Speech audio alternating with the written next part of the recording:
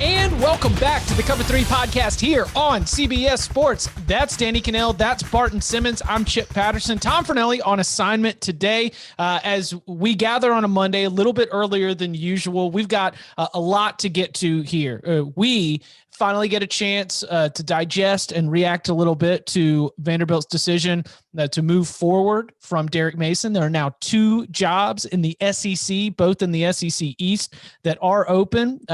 What do we think about those jobs? Who might be in the mix for that? Indiana takes a really disappointing loss as we get further injury news here on a Monday about Michael Penix Jr. We've got more opt-outs across the country, including at Florida State, where Florida State will not be playing this weekend again. Its game against Duke has been rescheduled by the ACC. It looks like the Seminoles are going to be on the sideline for 3 straight weeks at this point.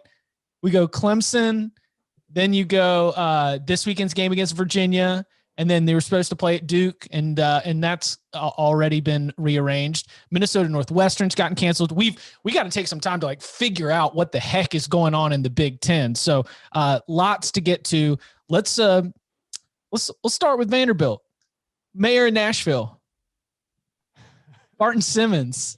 I can't help but think that on Saturday night, when you talked about your conversations with Vanderbilt alums and people who are invested in the program, it was a frustration that it was a frustration that Vanderbilt didn't consider itself from an administration standpoint as being a big time football program, even though you're existing in the SEC with big time football programs.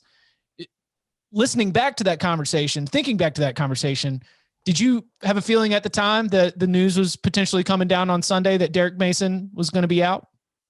I didn't have an inkling at the time of the conversation, though in the, I would say week and a half preceding, in talking to people, I had come under the impression that by the end of the season, the appetite to make a move with Derek Mason was going to be there.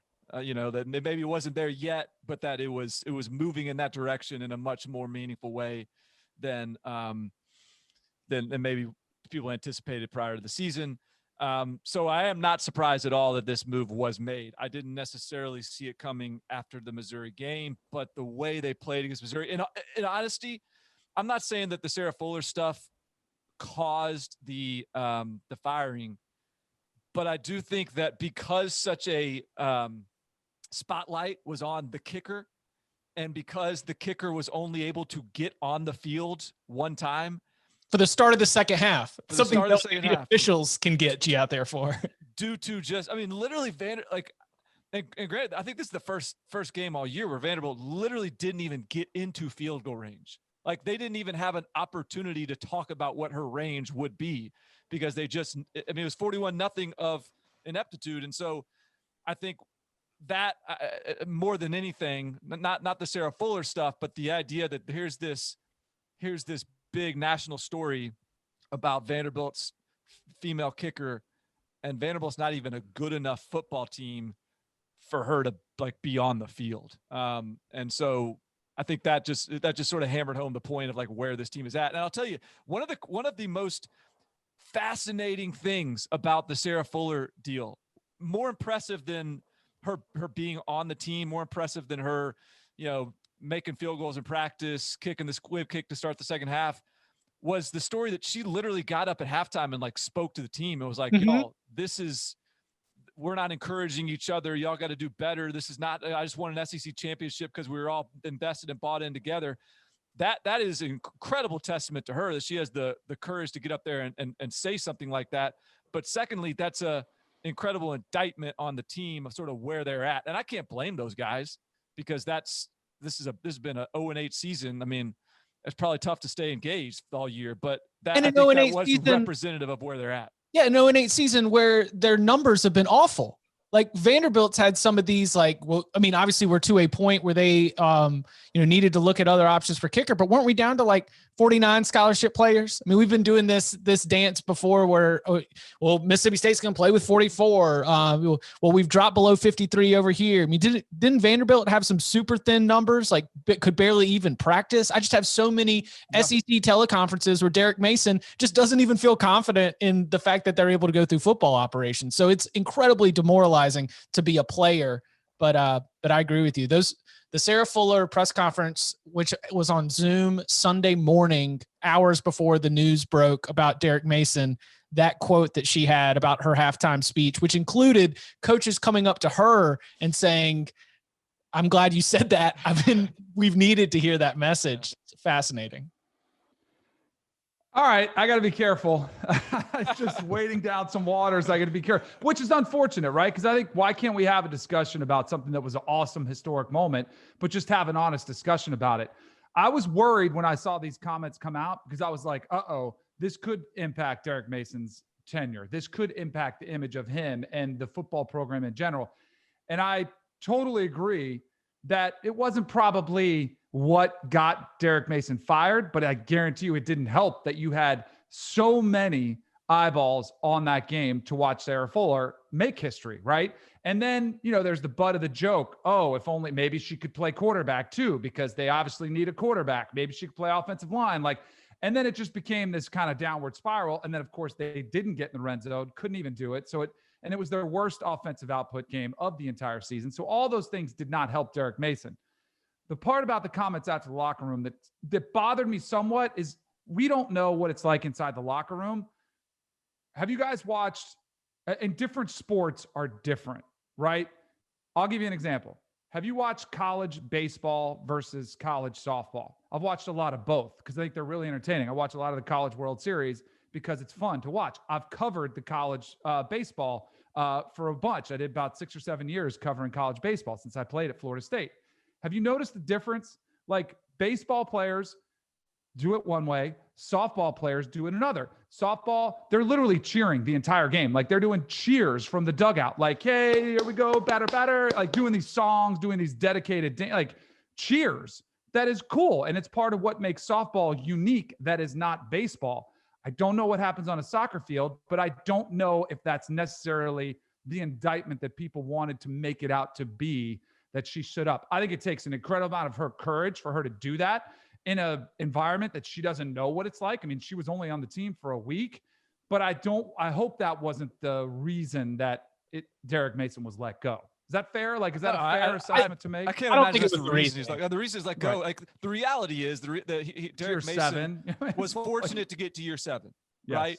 And so I think part of the calculus for Derek Mason being let go is that, okay, as bad as this year is, tough circumstances, freshman quarterback, rebuild offensive line, lost some NFL guys, and COVID issues. What's next year going to be like? I think that's ultimately what you get down to is, okay, all right, so year 7, this is the roster we've got. This is what we're doing. We're 0-8. We get the same circumstances as everybody else in this COVID environment. And so what happens next year, I think the fear of how bad it could be next year is why you just have to make this move now. I think that the Sarah Fuller stuff was all just sort of optics as much as anything, and just furthered the conversation. But I'll say this too, to your point, Danny, I hear what you're saying on the culture of the sport or whatever, but it's not hard to sort of understand that, like, the team was sort of checked out. I mean, that's a 41-0 to just an okay Missouri team. I think it's clear they're checked out. And I'm sure you've been on a sideline. I've been on a sideline where there's a bunch of guys, like, maybe they're not, like, I played at a program where half the roster, like, was just doing football for an extracurricular bullet point on their resume. Right. Right. And so you can feel that when half the team is, like, playing grab ass, talking about where they're going to go to party that night, versus a team that's, like, dialed in, invested, watching the game, like really encouraging their teammates. Like, that's a different feeling. And I think that's a fair point to make. Totally. And I also think too, look, I played in the NFL. I saw it way more because I was on some bad teams that guys checked out, and it was the environment was horrible. But I also think like she's and Sarah Fuller's getting, what a incredible inspiration, like what a job took, and it did take her. But I also think if it was somebody who was maybe a walk-on or some kid, a male who would come in there and tried to give a pep talk, and the rest of the team would have been like, all right, pipe down, Sparky. Like you weren't here with us in July when we were going through two-a-days. You know what I mean? Like if it was a male who had come from the soccer team, it might have still had that reaction. Honestly, who knows? Exactly. Yeah. And we don't know that. So that's where I was kind of like, I just thought like and this is going to happen with this situation is there's going to be overreactions and there's going to be visceral reactions and there's going to be a lot of negativity and there's negativity. There's going to be a lot of positivity. I personally thought it was awesome. Like I had it with my daughters. I asked the question, which was the wrong question apparently to ask, was that a pooch kick or not? Like I just wanted to know because I wasn't watching the game live. And all of a sudden I had all these people like, what a sexist comment. I'm like, well, I just want to know. I'm very curious to know, was it or was it not?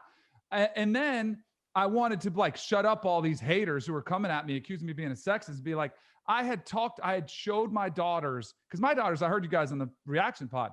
My daughters are old enough to realize what's going on. So I had told them the night before, hey, you guys are going to have to watch this.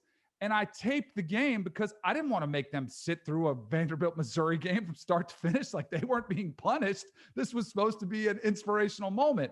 So when it did unfold, I went back and showed them and I would like put out a picture and then people were like, oh yeah, you taped the game and played it back to stage this moment.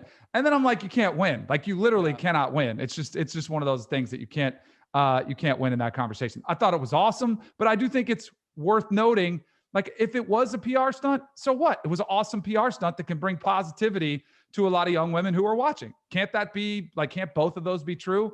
Apparently not in 2020. So what direction does Vanderbilt go?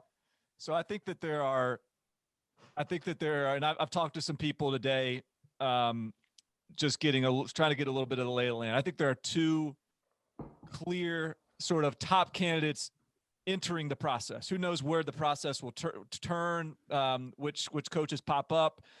Candace Story-Lee, the athletic director, maybe her path takes her in other directions. But I think at the beginning of this process, at the inception of the search, I think Will Healy and Clark Lee, Will Healy, the head coach at Charlotte, Clark Lee, the defensive coordinator at Notre Dame, are the two names that, based on who I've talked to, are going to enter this thing with sort of the lead pack. I think Jamie Chadwell is going to have some opportunity, maybe as an offensive, innovative mind.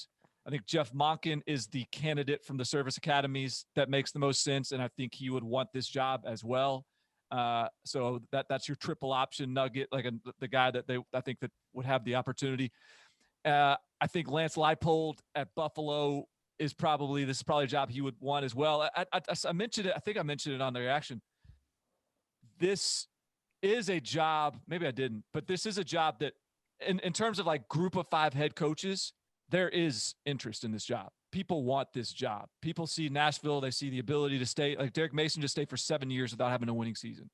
Where else in the Power 5 can you be at a program for 7 years without a winning season?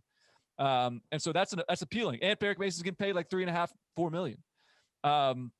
So that's where the things I think start. And then you start getting towards, hey, maybe if Vandy goes towards like a Tony Elliott at Clemson, Charles Huff at Alabama, some of the assistant types, as you don't know sort of how they interview or what it looks like for, in terms of how that's perceived within the decision makers. But I think that's your starting group right there. And honestly, I think there's a lot of really good candidates in that group.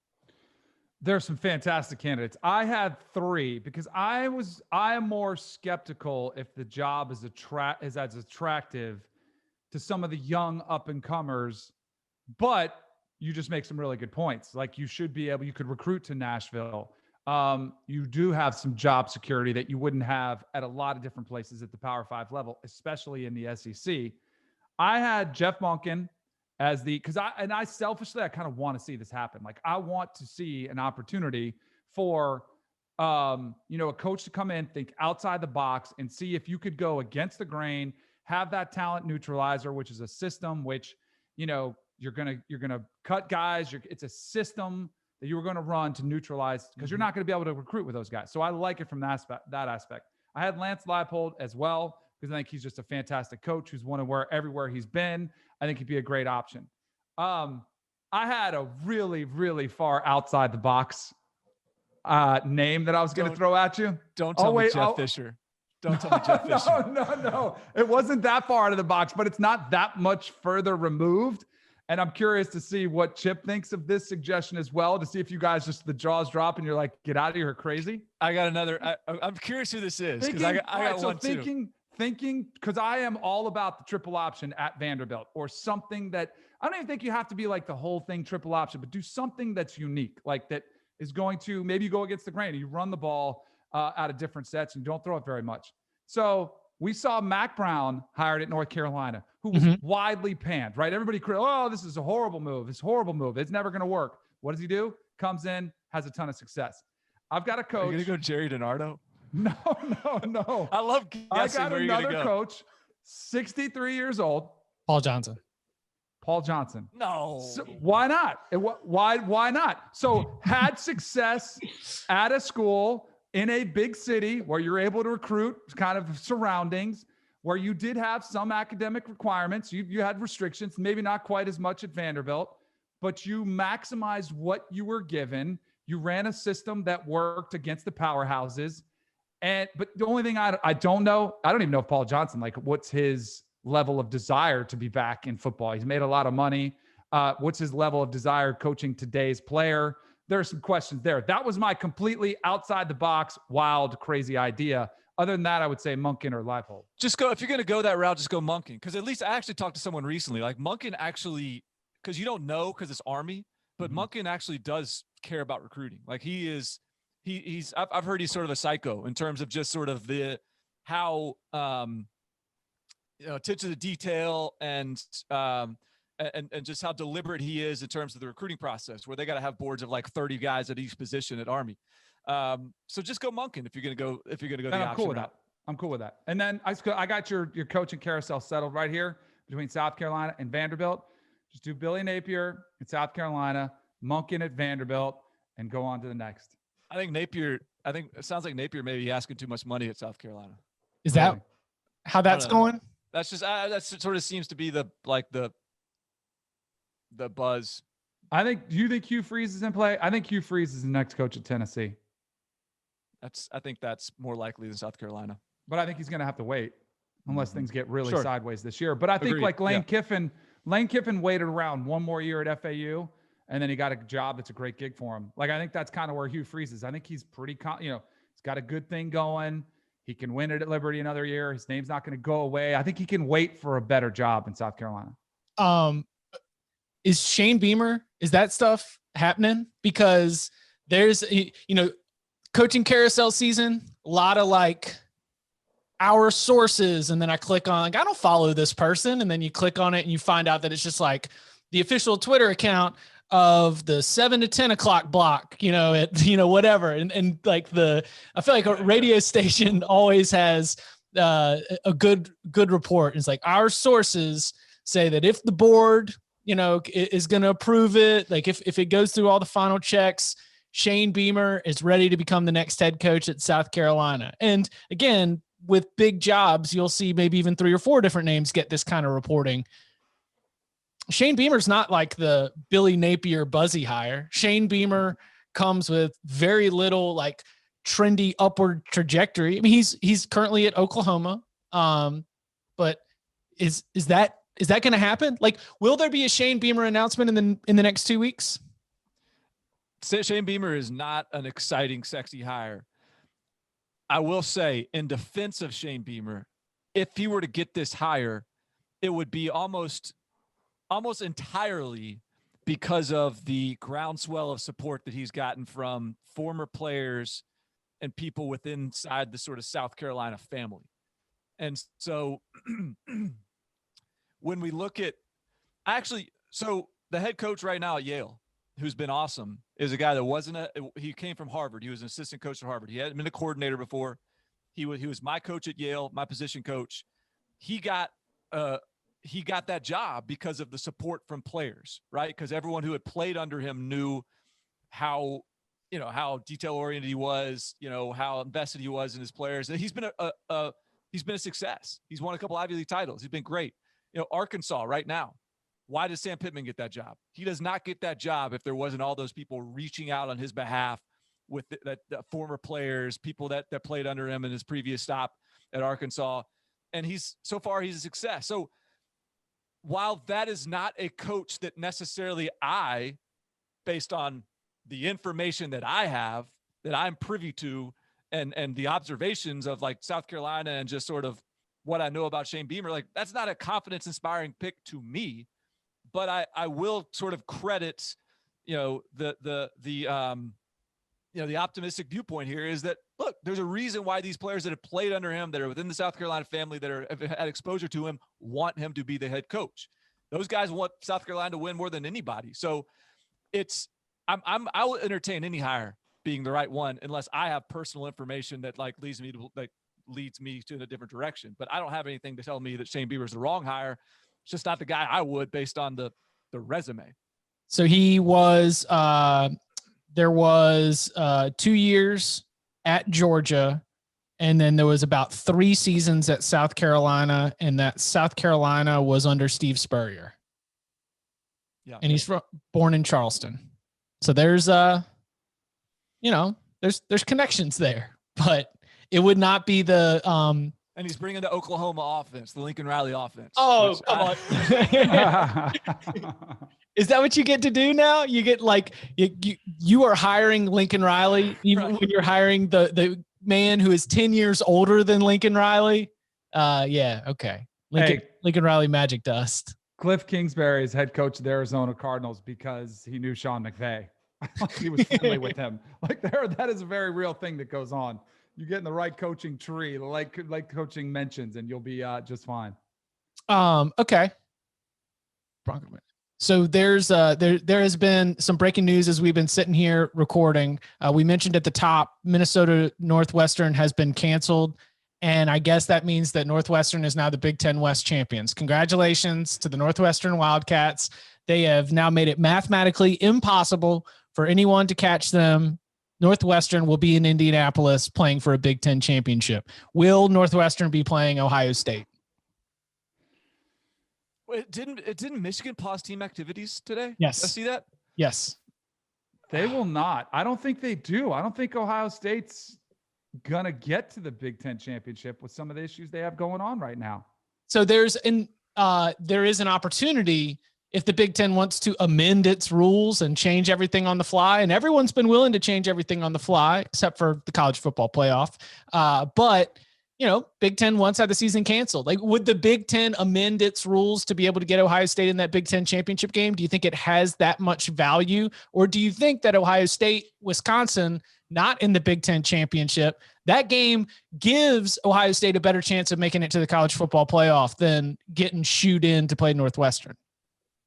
It definitely helps them more. The committee can say all they want with the criteria, and one of the criteria. Championship. Yes, they can say that all they want, but what means more is what their eyes tell you, and who is the better opponent, who's the better win. And I know Northwestern beat Wisconsin, but I think that human bias towards brands comes into play.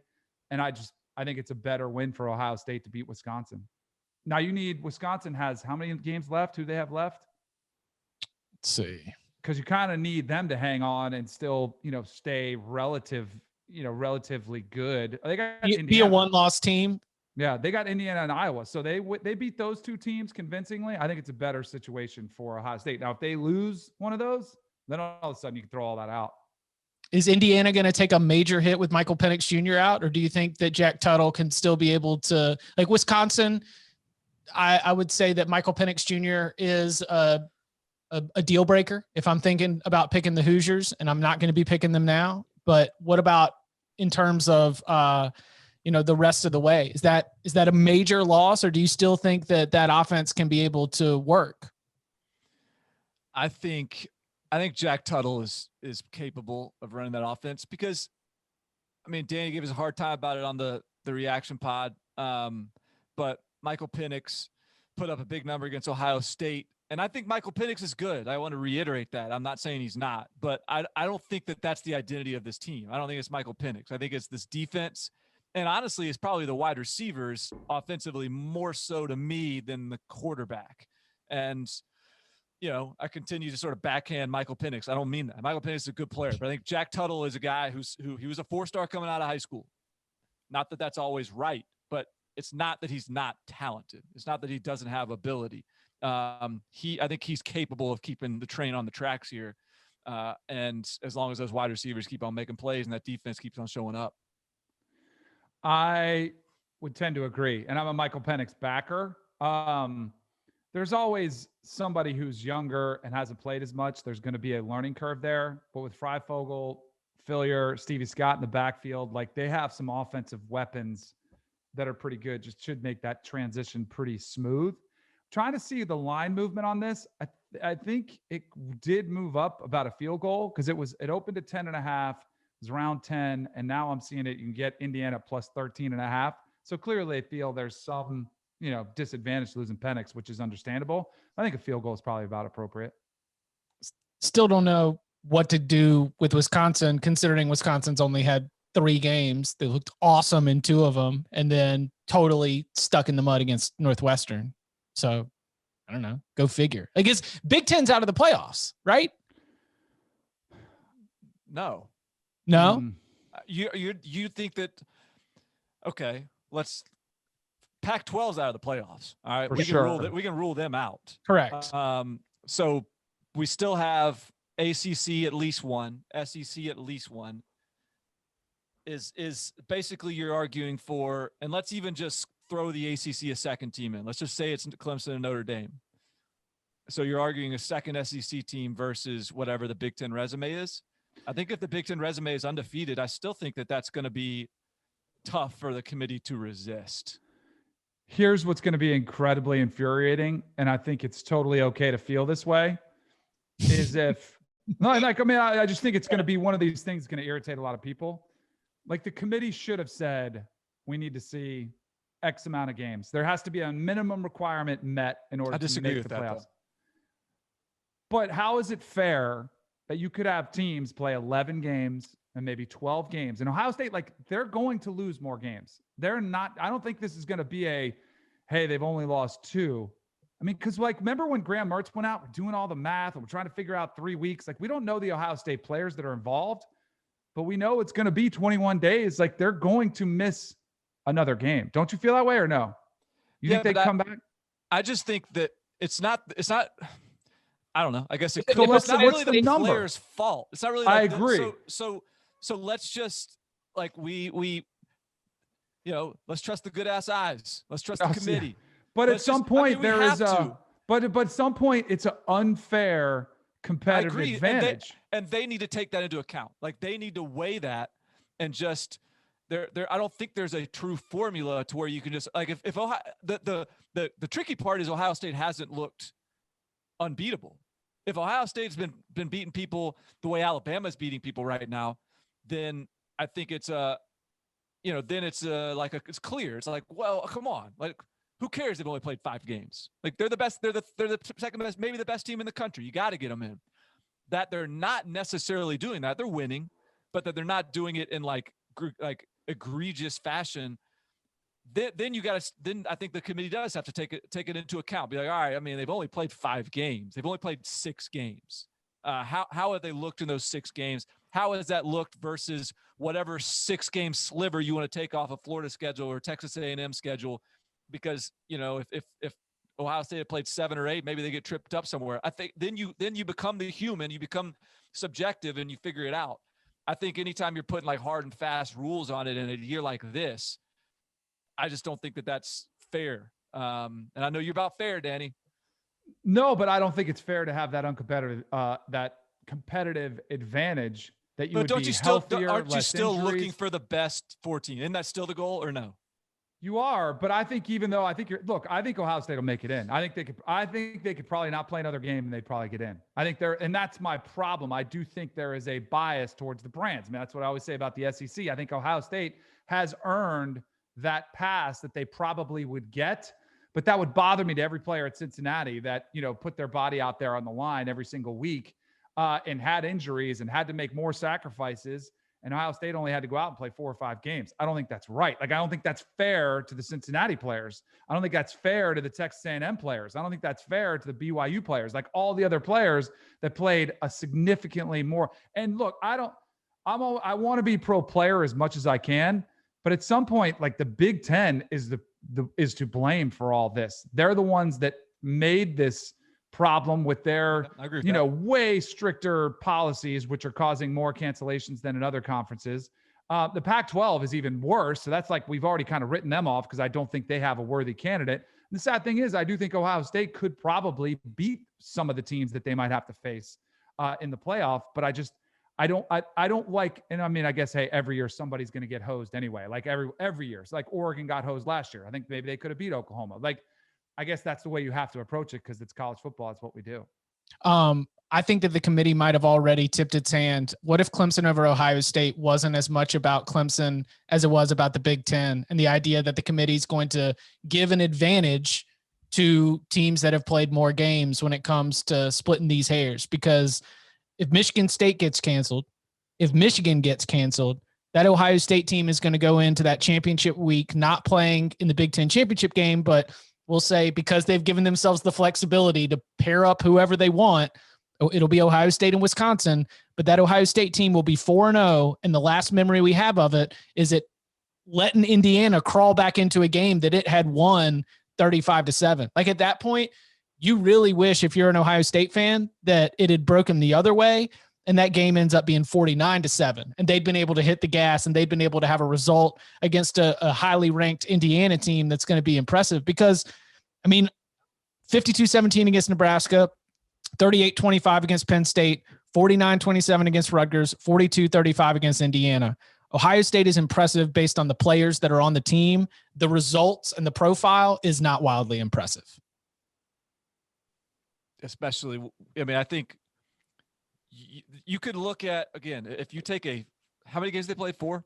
Yes, 4. If you take Florida's best 4-game sliver, that's probably more impressive than whatever Ohio State's put together.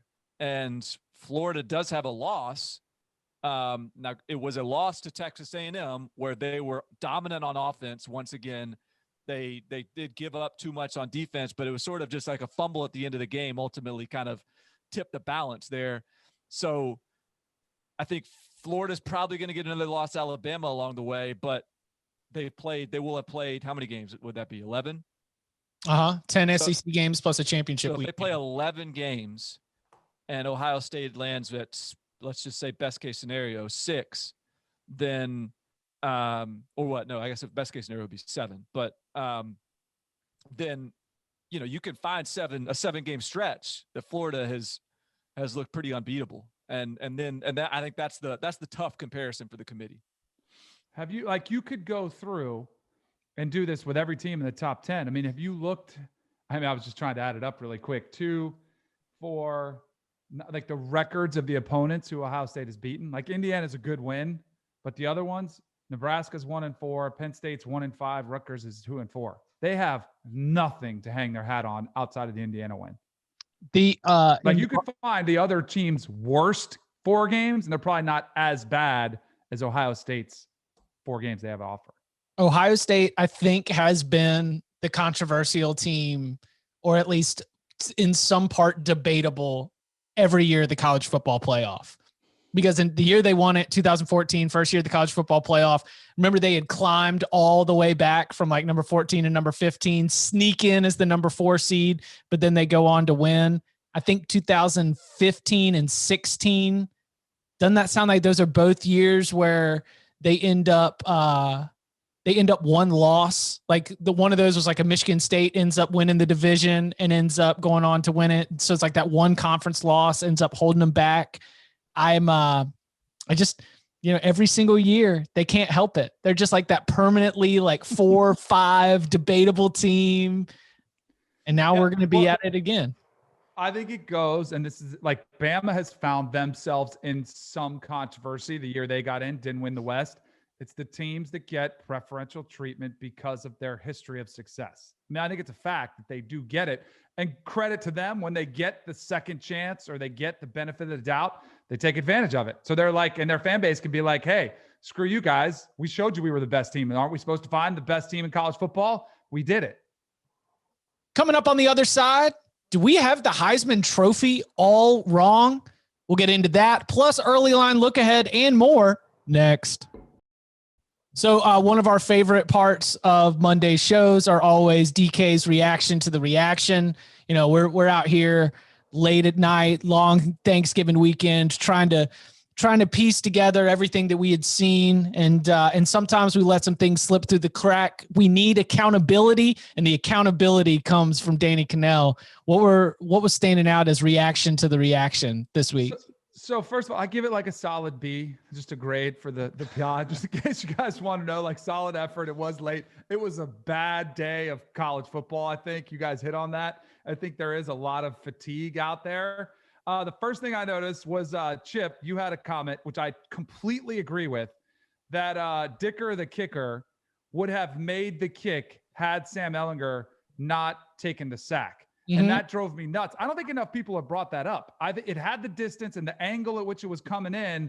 I think it would have angled in had Ehlinger not taken that. And by the way, that was the worst example of a 4-minute drill, then followed up with the 2-minute drill, two completely opposite situations. Worst execution I think I've ever seen. 4-minute drill, when they get the ball, they have the lead. They're trying to run out the clock. They go 3 and out with 2 pass attempts, incompletes, which both stopped the clock, gave Iowa State back the ball with plenty of time. And then Sam Ehlinger, who I feel bad for, but as a senior who's played that much football, I mean, that's like one of the basic tenets of the 2-minute drill is you cannot take a sack in that spot. You just can't. You can't take a sack there. He did. And ultimately, I think it cost him the game. So that was the first reaction.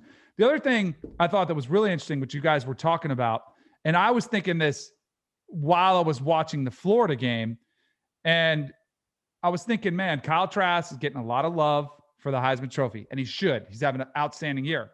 Because I'm watching Kyle Pitts rattle off this game when he just comes back, and he gets 5 catches, 3 of them go for touchdowns for 99. I'm like, there is not a more dominant player in the country. This was in the early window. Then I'm watching Bama later. I'm like, well, hold on a second. Devontae Smith might give him a run for his money. And then I heard Barton say, holding Tom to his, Heisman vote, saying, hey, don't be fraudulent Fornelli. You got to vote for these guys to be 1 and 2. And I tend to agree with you.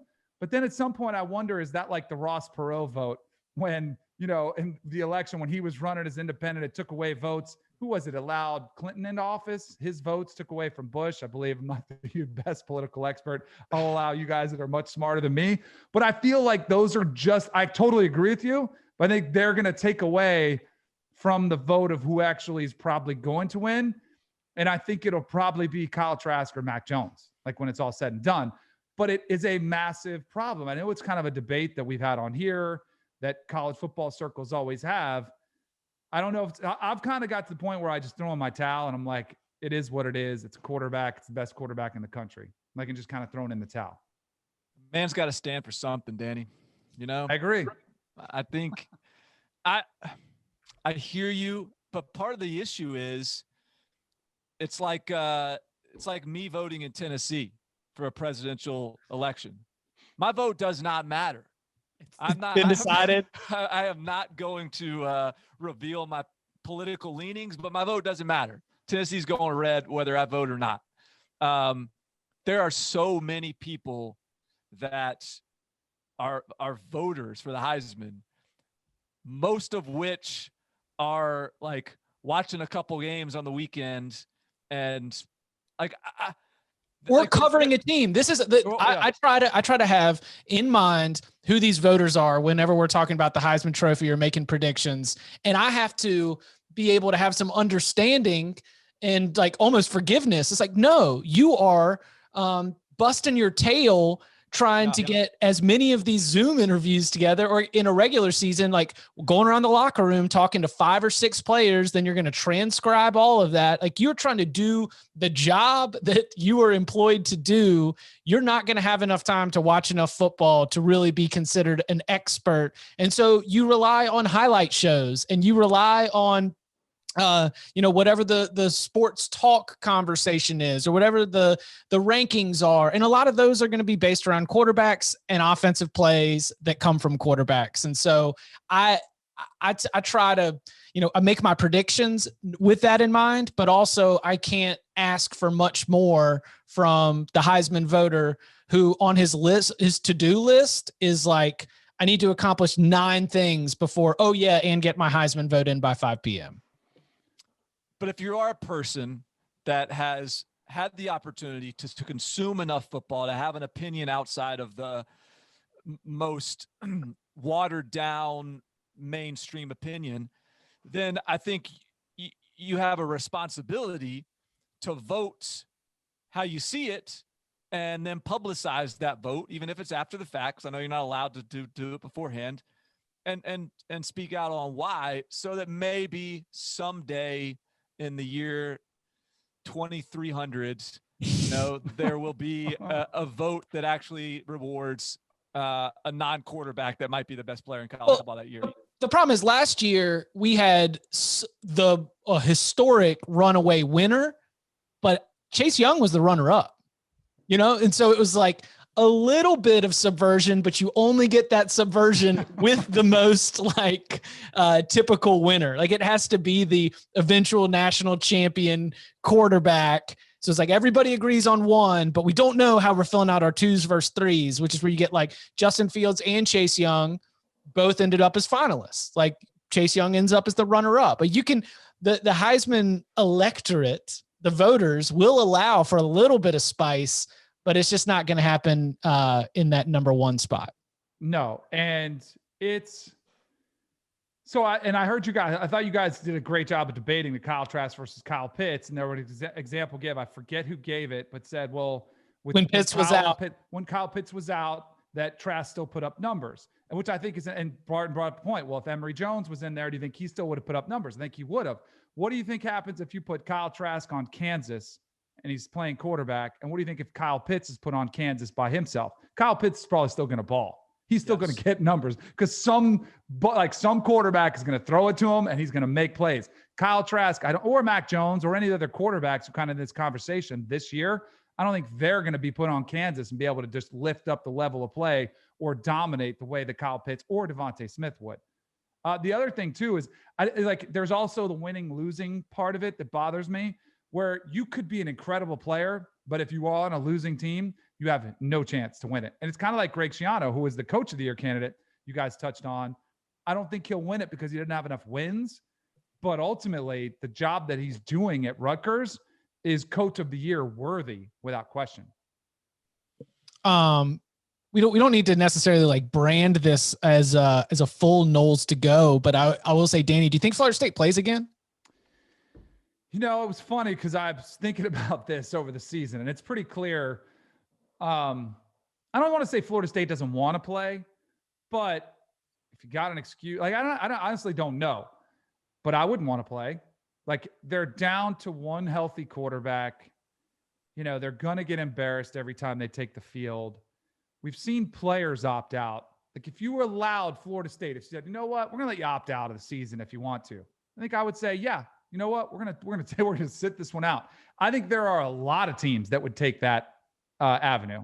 Well, we're close enough. There's only 2. I mean, we've got December 5th and December 12th. And right. Unless you're one of these Pac-12 and Big Ten that have really committed to this championship week charade, then, if you're an ACC team that's been getting after it since September 12th, or a Big 12 team, then I almost would allow for, I won't criticize it if it's well, you know what, this is it. We're packing it up, and best of luck. We're focused on early signing period now. And it will be a lot more entertaining the 2 weeks that we have left.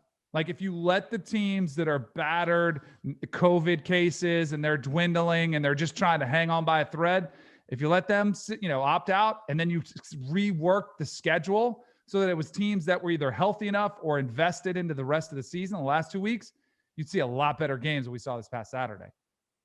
But no, to answer your question, I don't know. My hunch tells me maybe not, that Florida State doesn't play again this season if the cases are just starting to rise. With this most recent thing against Virginia, it's getting embarrassing, and Florida State's been an embarrassment for the past 2 or 3 years, maybe even a little bit longer. But I mean, if you had me bet, but I do think Mike Norvell would go out there and play. I think he would put out a team to play if they were healthy enough to do it with COVID numbers, and they could. So Bronco Mendenhall says, I have no interest in going back to Florida State. And Dabo Sweeney wants to make Florida State come to Death Valley or pay for the visit if they were to play December 12th. I'm currently looking at the Florida State schedule. There's a date versus Clemson, PPD. There's a date against Virginia, PPD. Both of them were supposed to be home games, and it does not sound like either of the visiting teams have any plans to come to Tallahassee for those games. Yeah, Virginia, Jamie Oakes does a great job on our 24/7 Sports Virginia site. I think he was the guy who gave me the Florida -9.5 live bet. I think. No, that was Josh Pate. Oh, okay. Shout out to Josh Pate. Good stuff. That was a good call. But Jamie, when all that stuff was breaking, he was letting me know that like this is, hey, like what's happened is what's going to happen, but Virginia's not happy. Virginia was not happy with the way that played out, with the communication, with the kind of the administrative decision-making process there, I guess, and what was communicated back to Virginia.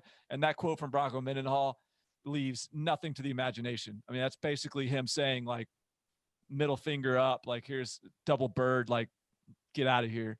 Right. It's a mess at Florida State right now.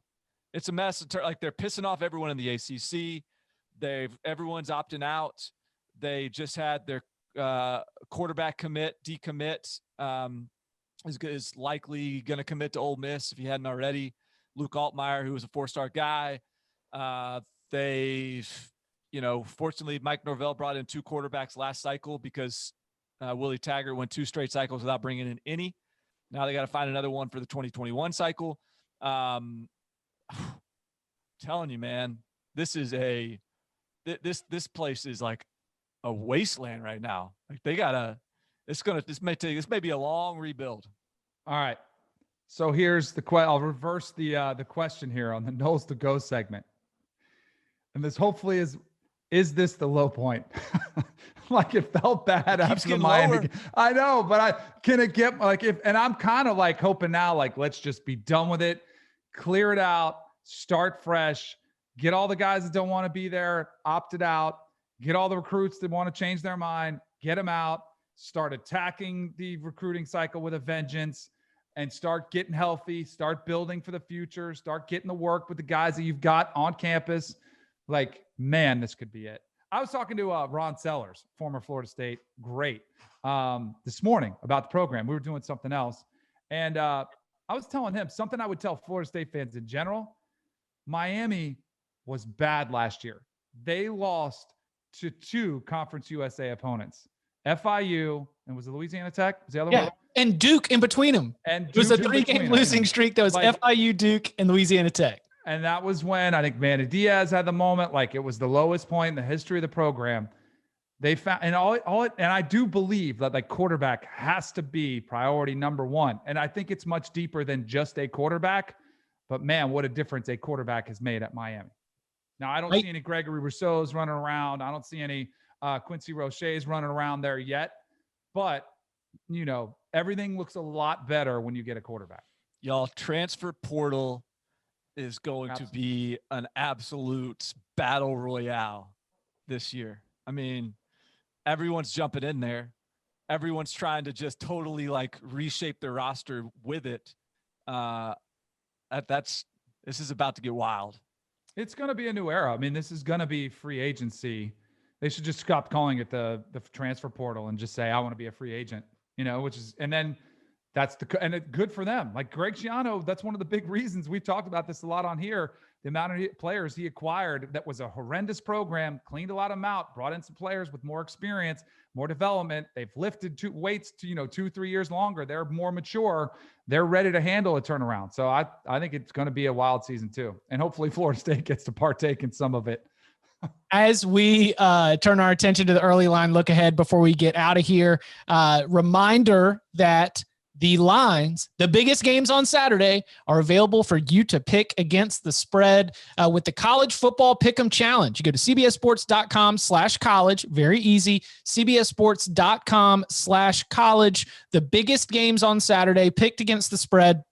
It costs nothing to enter, and you get an opportunity to compete for the $1,000 weekly cash prize. You can also start a group if you don't want to enter by yourself, and you can compete against your friends or coworkers. But again, it is cbssports.com/college.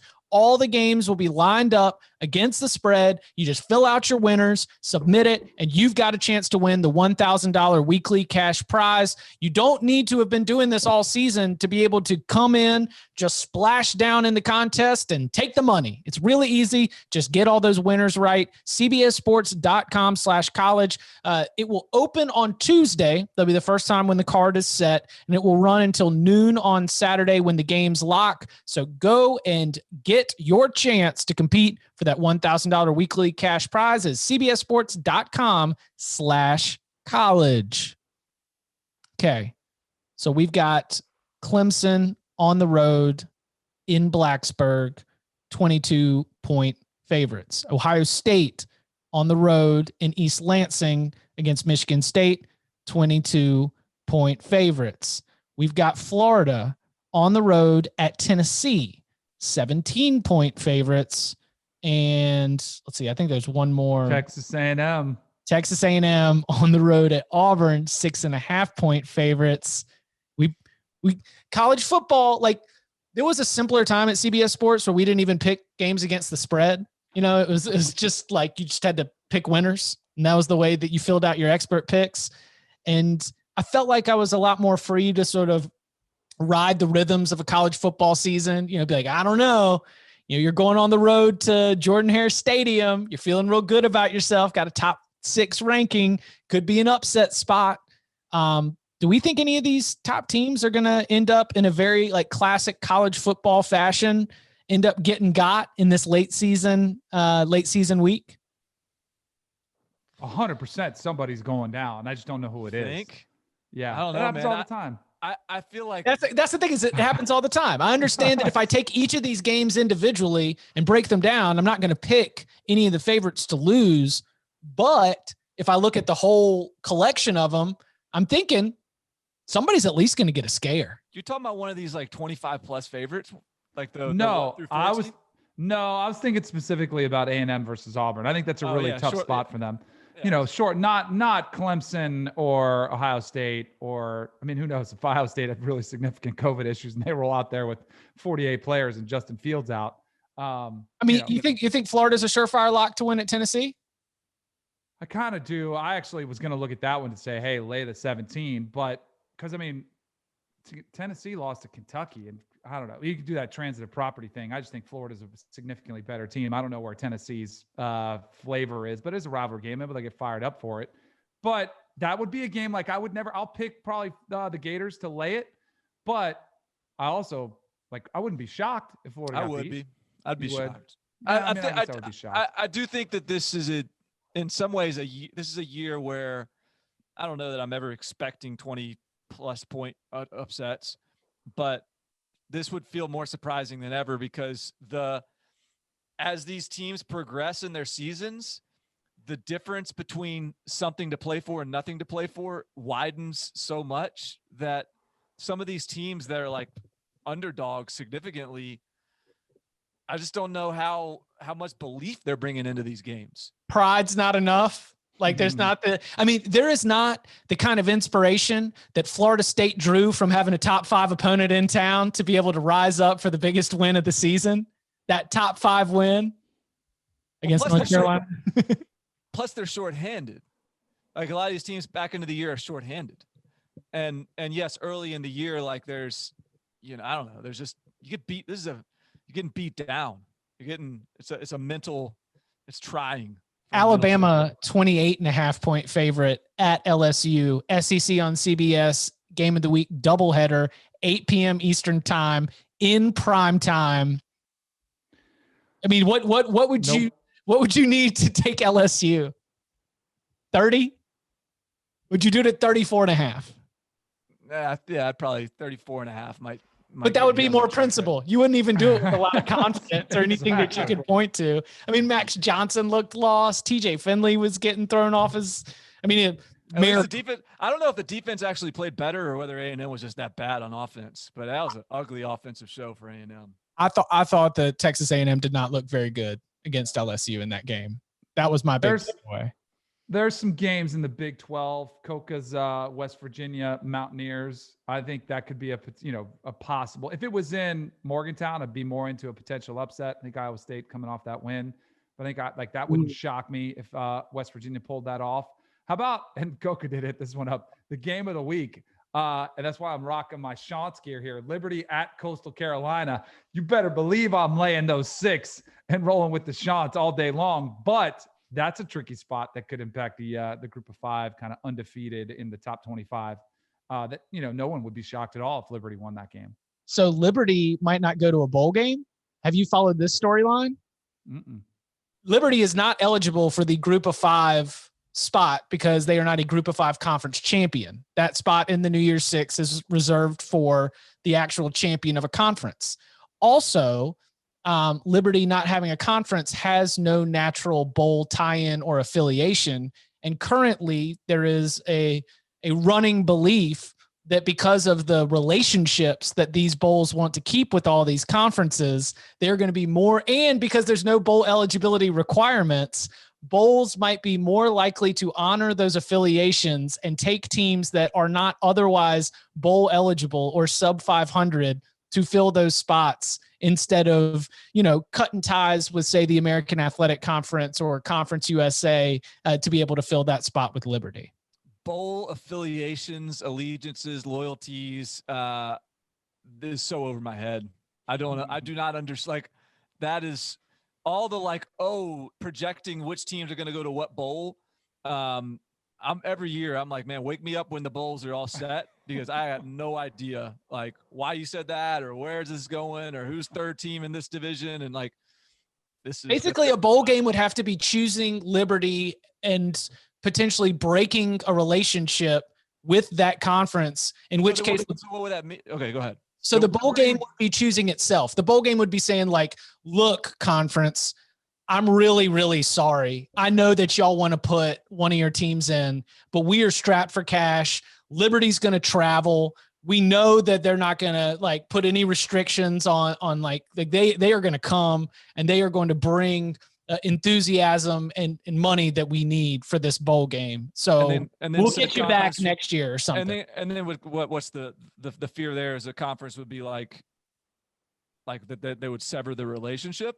Oh, that it would damage a relationship that's ongoing and contractual. It would, I don't know. I don't think these are on a single year basis with the bowl games relationships with the conferences, but it would certainly cause some friction and some damage with that relationship. If I'm a conference commissioner, I want to get as many of my teams in bowl games, and it doesn't matter what their records are or what bowl games are. And so if I'm told that I am one less team in the postseason because you're going to go get this independent Liberty team, then I'm going to be a little upset. Liberty will play in a bowl. Yeah, because the draw is going to be too much, right? Yeah. And I think I'm curious to know what some of these teams around 500 and that might be getting some of these offers, what their taste for is for going. Typically always hear, hey, we want the bowl. We want the 15 extra practices. I know there are a lot of coaches that are exhausted and just want this season to be done. Yeah, there might be some teams that be like, hey, thanks for the invite, but we'll see you next year. And then that'll provide an opportunity for Liberty. Danny, did you mention the early signing period and conference championship week? There's going to be some exhausted assistant coaches on showing up on December 19th for if you've got a game that week and you've been doing early signing period and you've had this whole COVID season, all coming to a close right now. It's ridiculous. They'll throw in the towel. And they got to do their 3 times a week COVID test. Like whenever they do it, like thrown into all that, forget it. Crazy. He is Danny Cannell. You can follow him on Twitter at Danny Cannell. You can follow him at Barton Simmons. You can follow me at Chip_Patterson. Gentlemen, thank you very much.